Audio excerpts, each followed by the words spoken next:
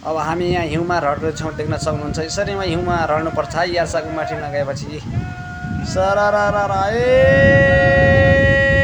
I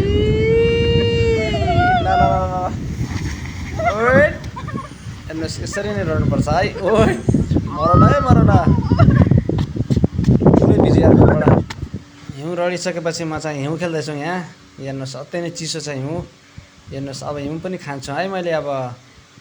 हेर्नुहोस् वाह अति नै जाडो छ यहाँ देख्न सक्नुहुन्छ।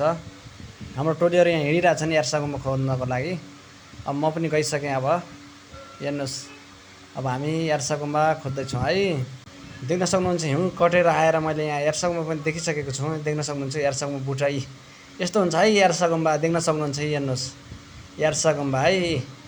हेर्नुहोस् यो चाहिँ हातले उपाडिसकेँ। अब यो चाहिँ अब बाउसाले खन्दैछौँ है। हेर्नुहोस् एउटा चाहिँ हातले आयो एउटा चाहिँ हेर्नुहोस् यसरी बाउसाले खन्नुपर्छ। वाह ठुलो पिस रहेछ हेर्नुहोस् देख्न सक्नुहुन्छ।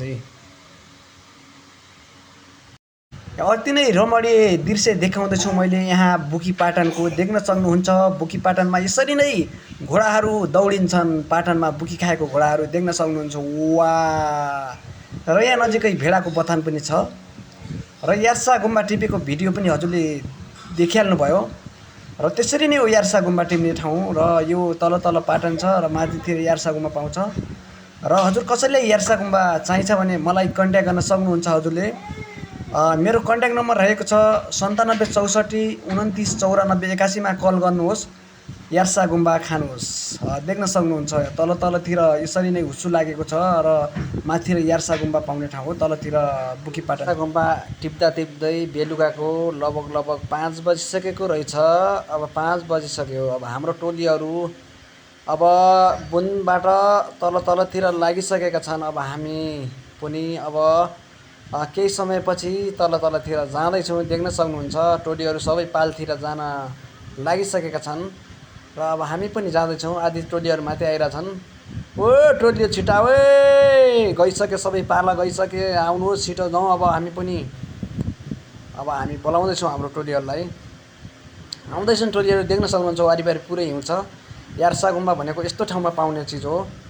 यार्सा गुम्बा भनेको जङ्गलमा पाउने चिज होइन। तलतिर पाउँदैन बेसीतिर। यार्सा गुम्बा भनेको धेरै हाइटमा यस्तो ठाउँमा पाउने हो।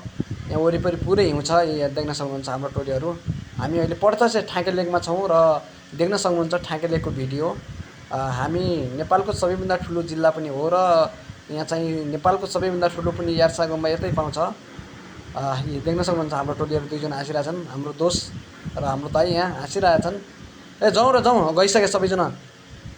हेर्नुहोस् सबैजना गइसके परतिर गइसके। हेर्नुहोस् अब पालतिर जाने बेला भइसकेको छ। 5 बजिसकेको छ साँझको। देख्न सक्नुहुन्छ हाम्रो टोलीहरू हिँडिरहेछन्। देख्न सक्नुहुन्छ है हाम्रो टोलीहरू गइसकेका छन्। ल हिँड्दैछौँ अब हामी पनि पाखामा। देख्न सक्नुहुन्छ यहाँ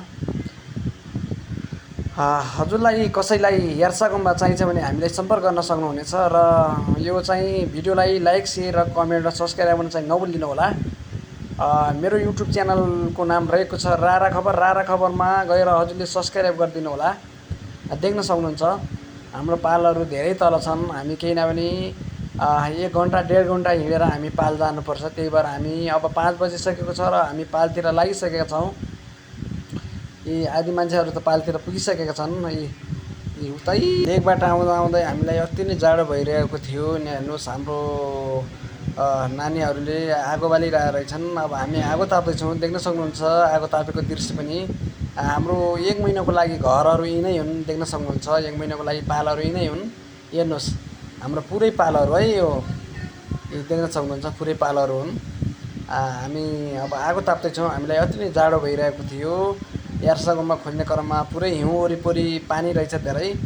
त्यस कारणले हामीलाई अति नै जाडो भइरहेको थियो र हामी अहिले आगो ताप्दैछौँ। देख्न सक्नुहुन्छ हजुरले यसरी नै आगो तापिन्छ र यहाँ अति नै जाडो पनि हुन्छ। हामी केही नभने 4045 को हाइटमा छौँ। यहाँ देख्न सक्नुहुन्छ पानी पनि अति नै जाडो हुन्छ यहाँ यता।